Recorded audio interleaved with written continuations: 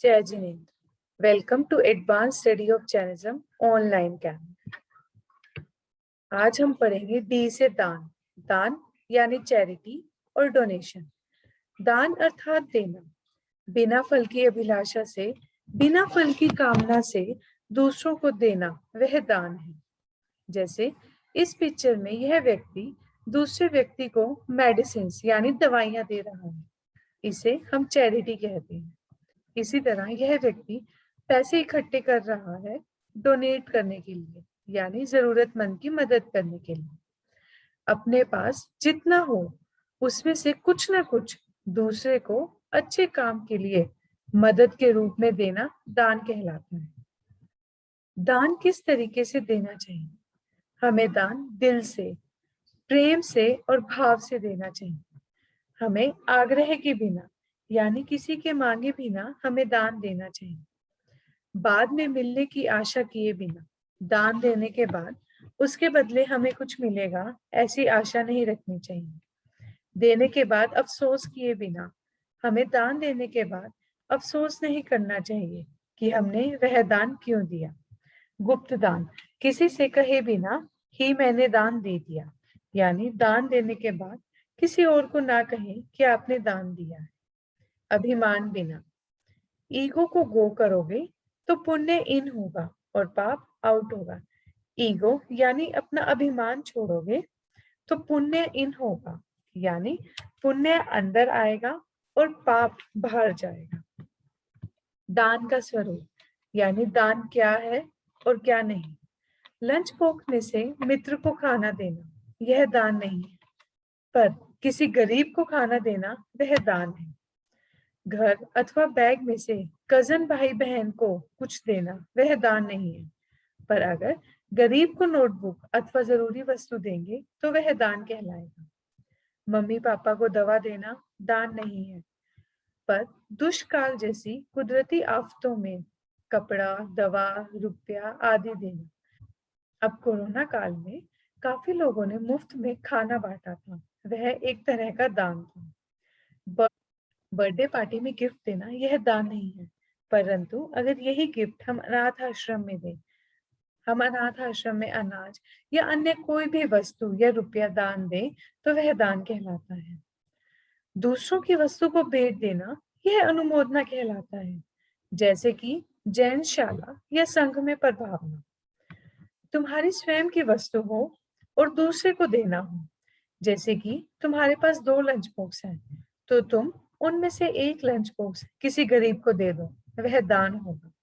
और यदि lunch box में भोजन भरा होगा और वह आप किसी भूखे को खिला दे तो वह भी दान है। मित्रों के साथ बातें करके टाइम पास करना यह कोई दान नहीं है, परंतु किसी बुजुर्ग के पास समय बिताकर अपना समय दान में देना यह दान की भाषा में आता है। बुजुर्ग यानी बड़े बूढ़े। घर में मेहमान आदि को बिठाना दान नहीं है, पर ट्रेन में स्वयं खड़ा रहकर किसी दूसरे को बैठने का स्थान देना यह दान है। इस तरह यदि तुमको किसी दूसरे की जरूरत का विचार आएगा तो तभी तुम दान कर सकोगे। यदि तुम मन से उदार बनोगे, बड़ा दिल रखोगे, तभी तुम दान दे सकोगे। तो बच्चों, आप सबको भी अपने अपने लेवल पर दान देना है। जिस तरह से आप दे सकते हो आपको उसी तरह से दान देना है। अब आप सोच रहे होंगे कि ये दान कौन दे सकता है, तो चलिए हम जानते हैं। जिसको भगवान की वाणी अच्छी लगती है, जिन्हें भगवान अच्छे लगते हैं, वह दान दे सकते हैं। जो अन्य लोगों को अपने समान समझते हैं, वह दान दे सकते हैं। जिसे दूसरे की मदद करने में आनंद आता है, खुशी मिलती है, तो वह दान दे सकता है। जो धन को दुख बढ़ाने वाला समझता है, वह दान दे सकता है। हमारा अगला टॉपिक है डी से दर्शन। आप जब स्थानक जाते हो तो साधु साध्वी के दर्शन करते हो ना। चलो अब हम एक स्टोरी पढ़ते हैं। राजगृह नगर में नंद मनियार नाम का सेठ रहता था। वह बहुत पोषत करता था। पोषत यानी पूरा दिन कुछ भी नहीं खाता था। कभी कभी भगवान महावीर के दर्शन करने के लिए भी जाता था। एक दिन उसने अपनी नगरी में नंदा नाम का सुंदर सरोवर का निर्माण किया। सरोवर यानी लेक मीन्स उसने अपने नगर में एक नया लेक बनवाया। उसे अपने सरोवर से इतनी अटैचमेंट थी कि मरकर वह उसी सरोवर में मेंढक बन गया। मेंढक के भव में उसे अपने पूर्व भव का ज्ञान हो गया। यानी जब वह मेंढक बना तो उसे याद आया कि वह कभी इस नगर का सेठ हुआ करता था। एक बार भगवान महावीर राजगृह नगरी में आए। उनके आगमन का समाचार सुनकर मेंढक अत्यंत प्रफुल्लित हो गया, यानी खुश हो गया, प्रसन्न हो गया। भगवान महावीर के दर्शन करने हेतु वह मेंढक हाथ में कमल फूल की पाकुंडी लेकर समव शरण की ओर चल दिया। वह फुदक फुदक कर तेजी के साथ आनंदित यानी खुश होता हुआ प्रभु महावीर के समव शरण की ओर जा रहा था। तभी रास्ते में एक घोड़े के रथ के नीचे कुचलकर मर गया। उसके मन में भगवान के दर्शन करने की तमन्ना दबी की दबी रह गई। प्रभु दर्शन के उत्तम भावों से मरकर वह मेंढक अगले भव में देव बन गया। देव बनकर सबसे पहले वह भगवान महावीर के दर्शन करने आए। इस तरह नंदमनियार के भव में उसने भगवान महावीर के दर्शन किए थे। मेंढक बन जाने के बाद भी उसके मन में भगवान महावीर के दर्शन करने की भावना थी और देव बनने के बाद वह पुनः भगवान महावीर के दर्शन करने को आए। तो बच्चों, प्रभु दर्शन करने का भाव रखना और दर्शन करने का कितना बड़ा महत्व है। नंदमनियार की आत्मा प्रत्येक भव में भगवान के दर्शन करती है, तो हम तो मानव भव में हैं। प्रभु का संदेश देने वाले पूज्य साधु साध्वी जी के दर्शन करने जाना चाहिए और समय समय पर तीर्थ यात्रा करते रहना चाहिए।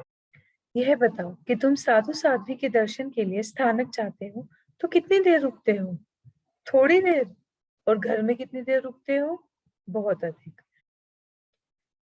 यदि तुम थोड़ी देर के लिए कहीं जाओ और वहां गंदगी देखो तो क्या तुम चिंता करोगे? नहीं। पर यदि घर में गंदगी देख लो तो क्या चिंता करोगे? हाँ। क्यों? क्योंकि घर में अधिक समय तक रहना। अतः जहाँ थोड़ा रहना होता है उसकी चिंता कम होती है और जहाँ अधिक समय तक रहना होता है उसकी चिंता अधिक होती है। तुम्हें इस मानव भव में कितने वर्ष तक रहना है? बस थोड़े ही वर्षों तक। बाद के भवों में कितने वर्ष तक रहना है? लाखों करोड़ों वर्ष तक। तो चिंता इस भव की करनी है या परभव की? हाँ, हमें परभव की चिंता करनी है क्योंकि परभव में मानव भव की अपेक्षा लंबे समय तक रहना है।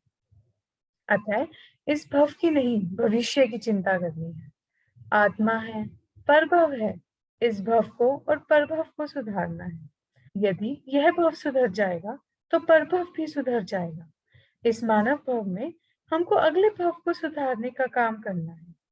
अतः पहला आधार है रोज जिन दर्शन करो, वंदन करो और भगवान को याद करो। तो चलिए अब हम जानते हैं दर्शन की विधि। स्थानक में दर्शन की विधि का तरीका। प्रवेश करने के पश्चात तुरंत ही मुंह पट्टी पहने अथवा उत्तरासन यानी मुंह के आगे रुमाल रखें। जहाँ पूज्य साधु साध्वी भगवान विराजमान हो वहां पहले बड़े साधु को, फिर कर्म से अन्य साधुओं को तिखुतों का पाठ बोलकर 3 वंदना करें। आप सुख साता में हैं, गोचरी बहराने का हमें लाभ दें, ऐसी विनती करें। तत्पश्चात गुरुमुख से मांगलिक सुनकर साधु साध्वी भगवंत को अंजलिभूत प्रणाम कर स्थानक से बाहर निकल जाएं। तो बच्चों, आज से आप जब भी स्थानक जाओगे इसी तरह से दर्शन करोगे, यानी स्थानक में अपनी मुंह पट्टी लेकर जाओगे। अगर मुंह पट्टी भूल जाते हो तो मुंह के आगे रुमाल रखना है। साधु साध्वी को 3 बार वंदना करनी है और उनसे पूछना है आप सुख साता में तो हैं? बच्चों, अब तुम ऐसे ही दर्शन करोगे ना? हाँ, ऐसे ही दर्शन करने हैं। जय जिनेन्द्र।